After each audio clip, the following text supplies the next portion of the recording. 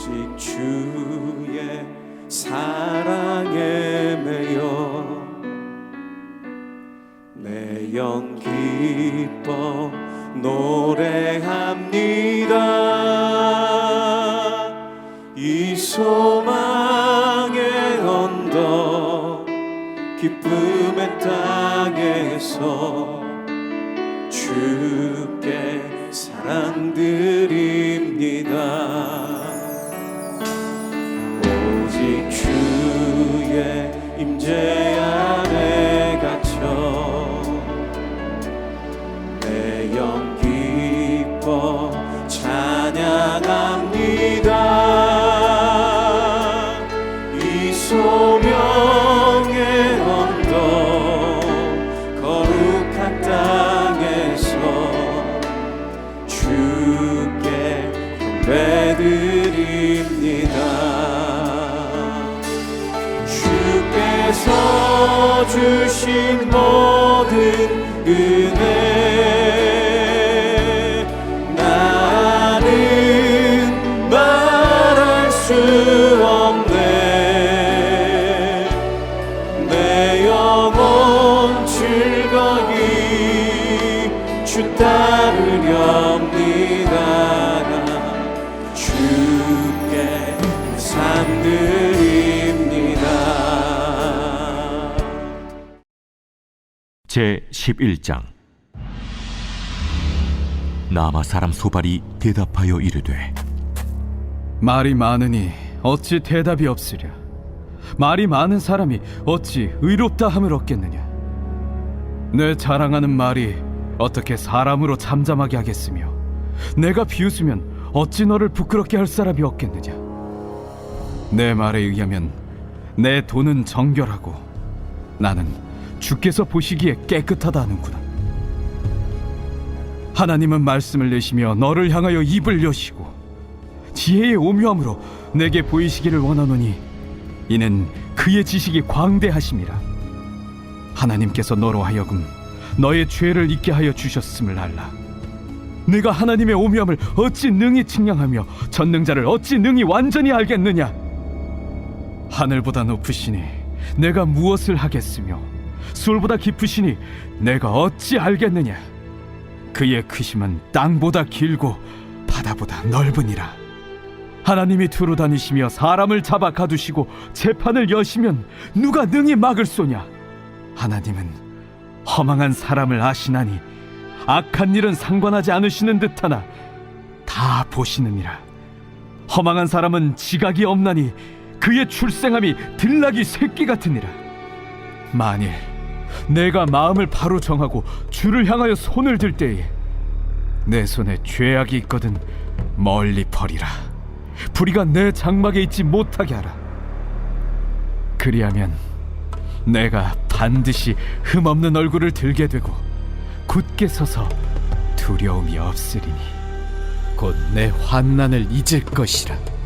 내가 기억할지라도 물이 흘러감 같을 것이며 내 생명의 날이 대낮보다 밝으리니 어둠이 있다 할지라도 아침과 같이 될 것이요 내가 희망이 있으므로 안전할 것이며 두루 살펴보고 평안히 쉬리라.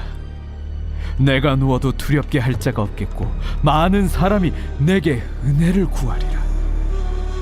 그러나 악한 자들은 눈이 어두워서 도망할 곳을 찾지 못하리니 그들의 희망은 숨을 거두는 것이니라. 오늘 예배 자리에 나오신 모든 성도님들을 주님의 이름으로 환영하고 축복합니다. 오늘 욥기 11장 1절부터 20절까지의 말씀을 통해 더 넓은 시각, 더 넓은 마음이라는 제목으로 하나님이 주시는 말씀의 은혜를 함께 받고자 합니다. 오늘 욥기 11장 말씀은 욥의 세 친구들 중에 가장 마지막으로 나아마 사람인 소발이 한 말을 중심으로 기록되어 있습니다. 백석대학교 신학대학원 교수님이신 송병현 교수님이 쓰신 욥기 주석책을 보니까 이 욥기 11장에 나온 소발의 이야기를 크게 세 부분으로 구분지어 이렇게 설명하셨습니다. 먼저 1절부터 6절까지 소발이 욥에게 한 말의 핵심에 대해 억울하게 당한 사람처럼 말하지 말라는 것입니다.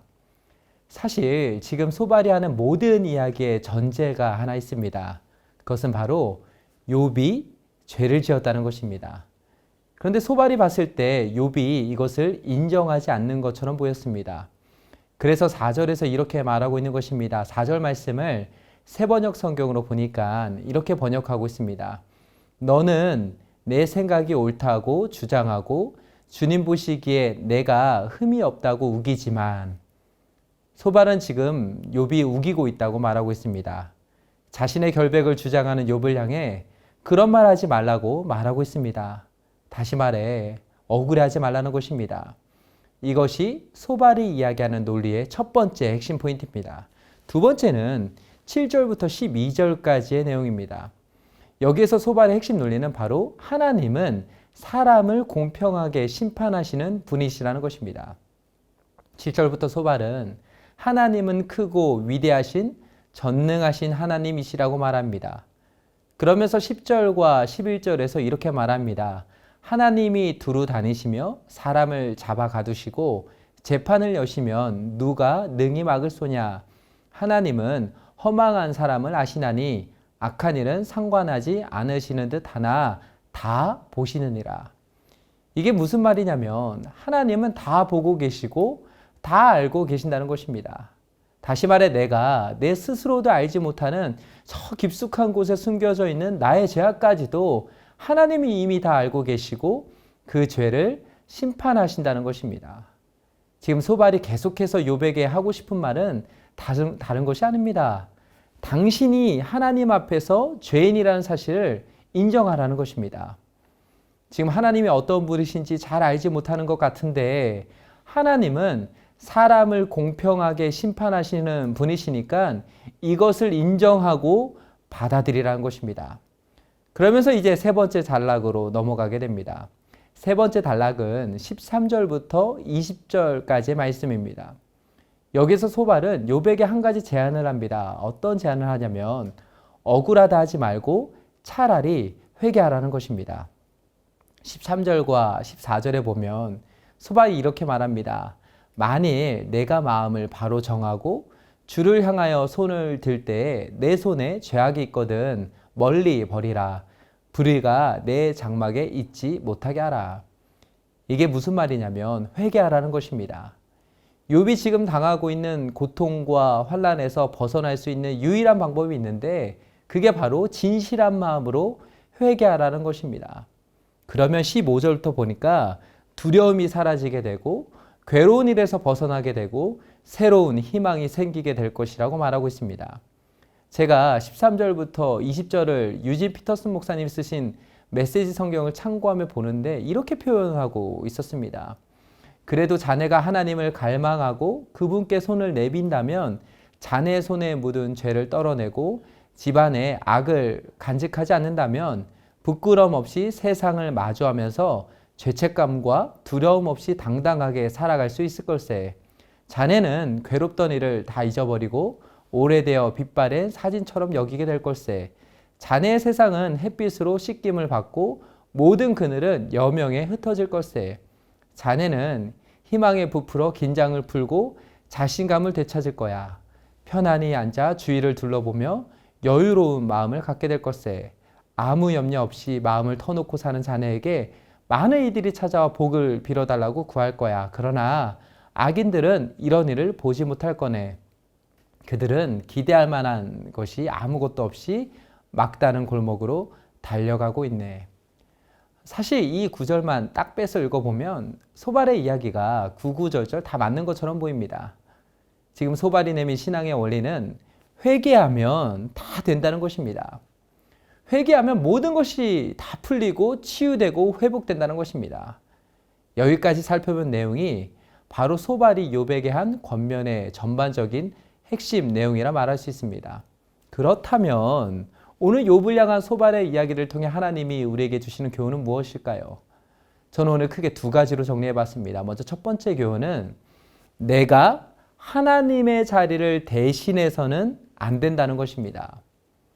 오늘 소발의 이야기를 가만히 들여다보면 굉장히 그럴듯한 이야기들 속에 한 가지 소발이 놓치고 있었던 아주 중요한 내용이 있었습니다. 그것은 바로 욥기 1장과 2장에서 욥을 바라보셨던 하나님의 진짜 마음이었습니다. 욥기 1장 8절에 보면 이렇게 말씀합니다. 여호와께서 사탄에게 이르시되 내가 내 종 욥을 주의하여 보았느냐. 그와 같이 온전하고 정직하여 하나님을 경외하며 악에서 떠난 자는 세상에 없느니라. 욥기 2장 3절에서도 거의 비슷한 내용으로 이렇게 말씀합니다. 여호와께서 사탄에게 이르시되 내가 내 종 욥을 주의하여 보았느냐. 그와 같이 온전하고 정직하여 하나님을 경외하며 악에서 떠난 자가 세상에 없느니라. 내가 나를 충동하여 까닭 없이 그를 치게 하였어도 그가 여전히 자기의 온전함을 굳게 지켰느니라. 이것이 소발이 놓치고 있었던, 또 소발이 전혀 알지 못했던 욥을 향한 하나님의 마음이었습니다. 사실 욥기 3장부터 하나님은 침묵하고 계셨습니다. 욥의 이야기와 그 이야기를 들은 욥의 세 친구들의 이야기만 번갈아 가면서 나오고 있습니다. 여기서 하나님은 한마디의 말씀도 하지 않으셨습니다. 근데 지금 11장에서 소발은 마치 자신이 하나님을 대신해서 하나님의 마음과 뜻을 다 아는 것처럼 생각하면서 욥에게 말하고 있습니다. 먼저 6절 말씀을 보면 소발이 이렇게 말하고 있습니다. 지혜의 오묘함으로 내게 보이시기를 원하노니 이는 그의 지식이 광대하심이라. 하나님께서 너로 하여금 너의 죄를 잊게 하여 주셨음을 알라. 소발은 욥이 알아야 한다고 말하고 있습니다. 무엇을 알아야 한다고 말하고 있냐면 욥이 자신의 죄를 알지 못하는 이유가 하나님이 욥의 죄를 잊어버리게 하셨기 때문이라고 설명하고 있습니다. 근데 이 구절을 가만히 묵상해 보면 이것은 하나님이 소발을 통해 주신 말씀이 아니었습니다. 그저 소발이 자기가 가지고 있는 생각과 논리를 뒷받침하기 위해 하나님이 그렇게 하셨다고 말하고 있는 것입니다. 그뿐만이 아닙니다. 13절부터 소발이 말하고 있는 회개하면 이렇게 된다는 부분도 보면 결국 용서하고 회복시켜 주시며 복을 주시는 모든 부분에 있어서 이것 또한 누구의 영역이냐면 하나님께 속한 영역입니다. 7절에서 소발은 분명히 하나님의 깊은 뜻을 인간은 절대로 알 수 없다고 말했습니다. 그렇다면 이것은 13절부터 이어지는 부분에 있어서도 동일하게 적용되어야 하는 것입니다. 근데 마치 소발은 자신이 하나님의 자리에 대신 올라가서 모든 정답을 다 알고 있는 것처럼 지금 욥에게 이야기를 하고 있는 것입니다.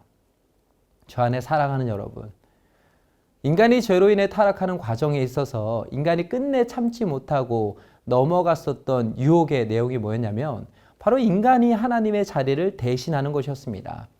그리고 이러한 유혹은 아담 이후 죄로 인해 타락한 인간에게 끊임없이 나타나는 모습 중에 하나였습니다. 그렇기 때문에 우리가 늘 스스로 돌아보고 점검해야 하는 부분이 있다면 그것은 다른 것이 아닙니다. 내가 하나님의 자리를 넘보고 있지는 않은지, 내가 하는 말과 생각과 행동에 있어서 내가 주인이 되려고 하는 모습이 나에게 있지는 않은지 우리는 늘 말씀이라는 것을 통해 살펴봐야 합니다. 소발은 이미 하나님의 자리에 앉아 있었습니다. 하나님의 자리에서 소발은 욥을 평가하고 있었습니다. 욥이 지금 현재 당하고 있는 고통의 원인과 결과에 대해 하나님의 자리에서 소발은 이야기를 하고 있습니다. 근데 여기서 더 무서우면서도 안타까운 사실은 소발은 지금 자신이 하나님의 자리에 앉아 있음을 모르고 있다는 것이었습니다. 우리가 은혜에서 미끄러지고 영적 감각이 무뎌지게 되면 내가 지금 어디에 서 있는지조차 제대로 알지 못하게 됩니다. 이것은 마치 부모님과의 관계에 있어서 우리 부모님은 이럴 것이다. 우리 부모님의 마음은 내가 다 안다. 내가 다 아니까 내가 부모님의 이름으로 결정하면 된다라고 말하는 것과 같다고 볼 수 있는 것입니다. 우리는 하나님의 자리를 대신하려고 해서도 안 되고 대신할 수도 없습니다. 소망하기는 오늘 말씀을 통해 지금 내가 어디에 서 있는지, 또 하나님과의 관계 속에서 하나님께 속한 영역을 내가 대신하려는 유혹에 넘어가 있지는 않은지 정직하게 살펴보고 깨닫게 되는 은혜가 있게 되길 주님의 이름으로 축복합니다. 그런가 하면 오늘 말씀을 통해 우리에게 주시는 두 번째 교훈은 바로 더 넓은 시각, 더 넓은 마음을 가져야 한다는 것입니다. 제가 앞서 소개해드린 송병현 교수님께서는 오늘 말씀에 나온 소발의 이야기를 분석하시면서 결론적으로 이런 이야기를 하셨습니다. 소발의 신학적 사고체계가 지나치게 편협하다는 것입니다. 그러면서 모든 사고체계는 예외를 염두에 두어야 하고 예외를 인정해야 하는데 지금 소발은 그렇게 하고 있지 않다는 것입니다. 다시 말해 자기가 알고 있는 좁은 시각과 지식이 전부인 것처럼 생각하면서 그 좁은 시각으로 남의 문제를 쉽게 해석하고 결론을 내려주고 있다는 것입니다. 크리스퍼 애쉬라는 신학자도 오늘 소발의 모습에 대해 설명하면서 이런 이야기를 했습니다. 좀 더 잘 알아야 하는 사람들이 자신이 무엇인가를 안다고 생각하지만 사실은 모른다는 것을 알아야 하는 사람들이 오만한 확신에서 부분적이고 왜곡된 지를 적용할 때 우리도 소발처럼 될 수 있기 때문에 조심해야 한다고 지적하였습니다. 우리는 인간으로서 우리의 한계를 반드시 인정해야 합니다. 우리의 생각과 지식과 경험의 한계를 인정하고 받아들여야 합니다. 그리고 하나님과의 관계 속에서 하나님을 더욱더 알아가면 알아갈수록 내가 그동안 갖고 있었던 편협하고 좁은 시각에서 벗어나 더 크고 넓은 시각과 더 넓은 마음을 가져야 합니다. 우리가 잘 아는 빌립보서 2장 5절에 보면 이렇게 말씀합니다. 너희 안에 이 마음을 품으라 곧 그리스도 예수의 마음이니. 우리가 예수님을 믿고 예수님을 더욱더 알아가면 알아갈수록 또 예수님을 더 많이 사랑하면 살아갈수록 우리의 마음의 크기도 그것과 비례해서 더 넓어지고 더 커져 가야만 합니다. 오늘 소발은 자신이 알고 있었던 하나님에 관한 지식에 갇혀 있었습니다. 마음이 좁고 너그럽지 못했습니다. 자신이 원하는 방향으로만 해석하고 있었습니다. 자신이 갖고 있었던 편협한 기준으로 남을 함부로 판단하고 정죄하고 있었습니다. 잘못된 확신을 가지고 왜곡하며 적용하고 있었습니다. 오늘날 저와 여러분은 어떠합니까? 하나님을 바르게 많이 아는 것은 너무나도 중요합니다. 그러나 하나님을 아는 지식은 반드시 하나님과의 관계 속에서 하나님을 더욱 믿고 신뢰하며 사랑하고 하나님이 기뻐하시는 삶의 예배로 연결되어야 합니다. 하나님의 자녀로서 우리가 하나님을 닮아간다는 것은 예수님의 마음을 품는다는 것은 더 넓은 마음, 더 넓은 시각으로 우리의 삶을 바라보고 내가 만나는 사람들을 포용하고 품어주는 것입니다. 이제 말씀을 맺겠습니다. 동네에서 야구를 잘한다고 생각했던 어떤 사람이 우리나라에서 가장 야구를 잘하는 선수 앞에 가서 이렇게 말합니다. 나는 야구에 대해 다 잘 알고 있고 당신은 야구에 대해 너무 잘 모르는 것 같다. 나한테 좀 야구를 배워야 할 것 같다. 야구를 이렇게 하는 것이다. 이런 장면을 여러분들이 보고 있었다면 어떤 마음이 드시겠습니까? 이것은 오늘날 우리도 마찬가지입니다.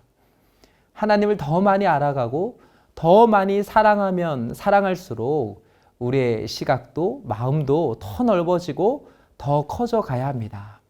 소망하기는 오늘 소발이 보여준 편협하고 좁은 시각과 마음에서 벗어나서 하나님과의 건강하면서도 친밀한 관계 속에서 더 넓은 시각과 더 넓은 마음으로 하나님께 영광 돌리며 살아가는 저 여러분 모두가 되시길 주님의 이름으로 축복합니다.